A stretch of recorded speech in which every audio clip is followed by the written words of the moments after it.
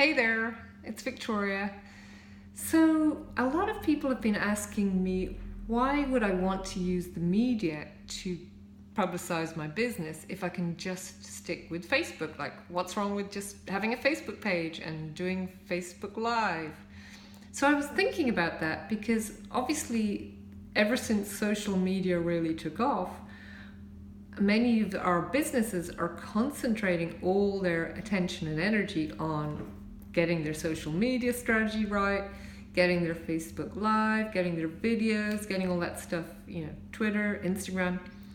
And I think that maybe some of us are forgetting what the advantages are of using the mainstream media.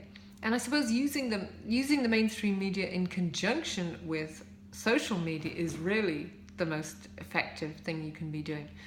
And so I had a look at some of the statistics about mainstream media, and you'd be surprised perhaps to know that 7 billion people listen to the radio in the world, and 3.5 billion people watch TV, and 2.5 billion people read newspapers.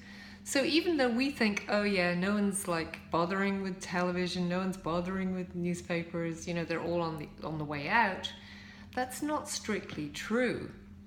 And not only that, but the number of people who are using the internet still hasn't hit those kind of figures. It's still only around about the 3 billion mark. So it means that some of your audience, perhaps a lot of your audience, are not using the internet.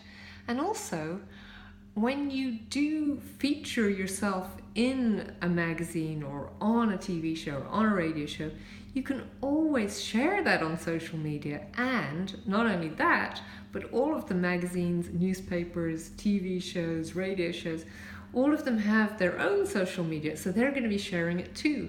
So it's kind of like magnifying the social proof by getting someone to publicize you, but then sharing it, and them sharing it, so it can go on forever. And I think another really cool thing to remember is that in the old days, when somebody wrote about you in a newspaper, the next day it was like used for chip wrapping or used for things in the bathroom. But nowadays, that piece of publicity can be shared and shared and shared and shared on and on and on forever, and it becomes part of your digital footprint.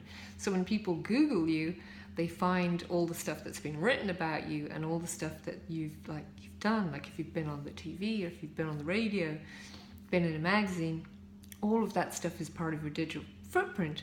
So it's all part of building your brand. And yeah, it's great to be on Facebook, it's great to be on social media, but it's also great to use the mainstream media to boost your social media profile and get more followers, get more likes. So really, I think the most effective strategy is to use everything that's available, every possible way to get people to know what you have that they might want to buy, they might want to use, and that might actually help them. I hope that's making sense, and I hope that if you find this useful, this tip, that perhaps you will check out my website, victoriamaryclark.com.